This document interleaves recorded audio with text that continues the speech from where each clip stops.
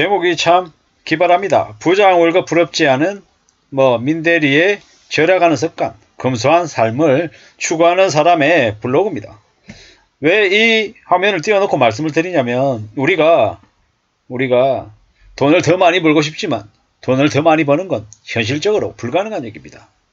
그러면 우리가 어떻게 하면 돈을 좀 많이 모아가면서 좀 안정적으로 살 수 있을까?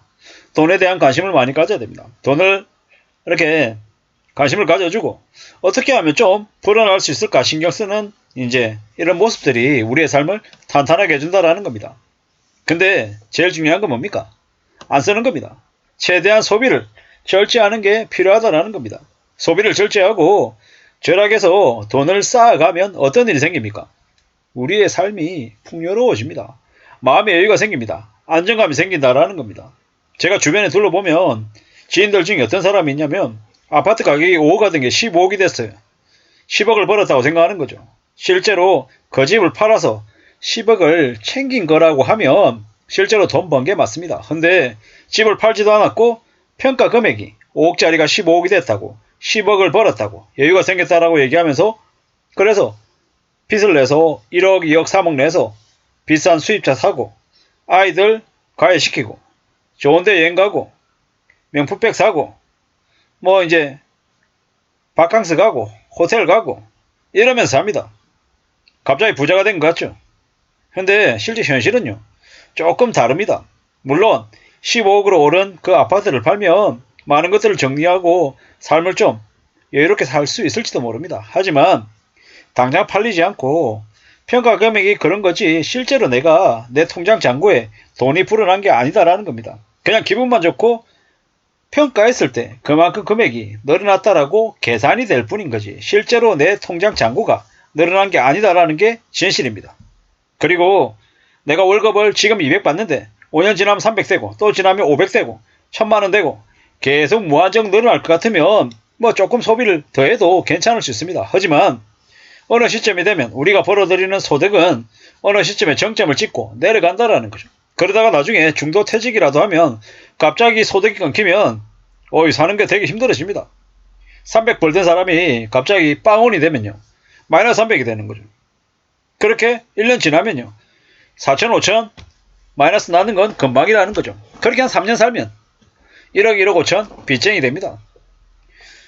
버는 거는 힘들고 저축하는 거는 정말 어렵고 빚지는 거는 순식간이다라는 겁니다. 그래서 절약을 하고 검소한 삶을 살아야 됩니다. 그래야지만이 우리의 삶을 지킬 수 있다. 안전한 우리 가족, 우리 이제 일상이 유지가 되고 보장이 된다라는 이야기를 드리고 싶습니다. 절대로 우리가 소비하는 걸로 나 자신이 증명되지 않습니다. 고상하고 뻔한 얘기다라고 하지만 절약이 습관되고 절제되고 검소한 생활을 하면 내 삶 자체가 느긋해진다라는 겁니다. 소비를 줄여야죠. 소비를 줄여야 됩니다. 소비를 줄이고요. 착실하게 살아야 됩니다. 이제 언론에서 얘기하는 유튜브가 얘기하는 뭐라 그럽니까? 함부로 이제 저축해서 그걸로 투기하라고 꼬드깁니다. 절대로 우습게 생각하면 안 되고 쉽게 생각하면 안 됩니다. 용돈. 이제 저 같은 경우에는 저도 용돈을 받잖아요. 최대한 이제 안 쓰려고 합니다.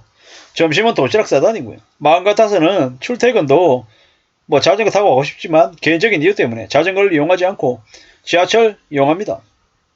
그러면서 어떤 식으로든 이제 쓰는 소비를 좀 줄이려고 아둥바둥거리죠.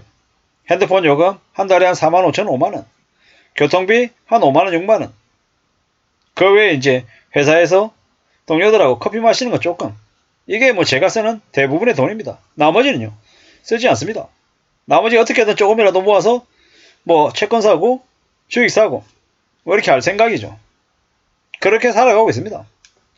살다 보면은 시시때때로 힘들고 어려운 일이 생길 때도 있고 갑자기 돈 나갈 때가 생깁니다. 그래서 어떻게든 축적해 놓고 좀 쌓아 놓을 필요가 있다는 겁니다. 저축해야죠. 아껴야 됩니다. 아끼고 절약하고 사는 모두가 우리를 이렇게 만들어줍니다. 그리고 저도 여러분도 언제 어떻게 소득이 끊길지 모르잖아요. 미래가 불안하잖아요. 두렵잖아요. 그럴 때일수록 더욱더 돈을 쌓아놔야 됩니다. 그래야 언제 어떻게 무슨 일이 생길지 모르기 때문에 대비가 필요하다는 겁니다. 절약하는 사람들, 아끼며 사는 사람들은 어떻게 됩니까? 삶이 좀 더 좋아집니다. 우리가 흥청망청거리고 소비를 하다 보면은 그게 소비가 당연한 것처럼 얘기하는데 정신 바짝 차리고 살아야죠. 아껴야 됩니다. 철저하게 아껴야 됩니다. 정말로 정신 바짝 차리고 살아야 되죠. 우리가 살아간 삶이 꽤나 힘들고 꽤나 어렵습니다. 막막합니다. 그래서 더 미래에 대한 대비, 대응이 필요합니다. 돈을 함부로 쓸 생각을 해서는 안 되겠다라는 거죠.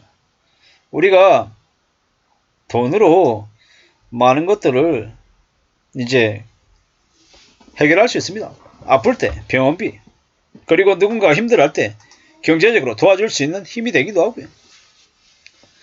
지금도 제가 돈이 없지만 항상 좀 더 아끼고 좀 더 절약해서 미래를 대비하고 대응해야겠다는 생각은 더 많이 하고 있습니다. 왜겠습니까? 그래야 우리 가족을 지키고 나 자신을 좀 더 오랫동안 써먹을 수 있기 때문입니다. 건강해야 되고 좀 더 착실하게 살 궁리를 합니다. 검소하게 살고 착실하게 살고 뭔가를 아낄 줄 알면 내가 보는 시야에서 더 많은 것들이 보일 수 있다는 겁니다.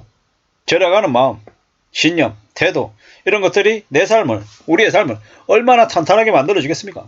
지금 제가 실리를 추구해야 됩니다. 함부로 겉모습, 겉으로 보이는 것들, 좋고 화려하고 멋있고 대단해 보이는 것, 갖고 싶어 하는 이런 것들을 멀리 해야 됩니다. 그래야 제 머리끝부터 발끝까지가 어떻게 된다? 현실적으로 바뀐다. 함부로 욕심부려서는 안 되겠다라는 생각을 더 해봅니다. 누가 뭐라 그래도 제 삶을 지킬 수 있는 주인은 나 자신이다. 그리고 나 자신을 좀 더 좋게 만들기 위해서 더 성실하고 착실하게 일해야겠다. 열심히 살아야겠다라는 거죠. 좋은 성과를 내려고 애쓰고 발버둥 치고 남들보다 좀 더 움직이려고 마음먹고 성과를 더 내고 회사에 기여하고 보탬이 되려고 하고 다른 누군가에게 도움이 되려고 애쓰면 누가 뭐라 그래도 저라고 하는 존재를 남들이 폄하하지 않을 거 아니에요. 더 열심히 살아야죠. 더 착실하게 지내야죠. 더 움직여야죠. 그런 마음, 그런 태도, 그런 자세로 좀 긴 호흡으로 지내야 될 것 같습니다. 그래야지 되지 않겠습니까? 누가 뭐라 그래도 살아가는 삶이 힘들고 어렵습니다. 저축하는 게 쉽습니까?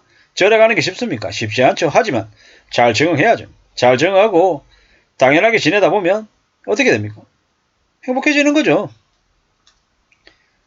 스트레스 없이 절약하고 아끼면서 미래를 대비할 수 있는 제가 되면 이 얼마나 감사한 일입니까?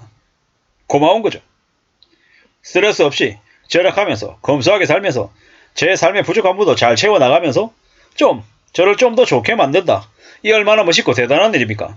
그렇게 살아가려고 지금도 오늘 하루도 내일도 다음 달도 내년에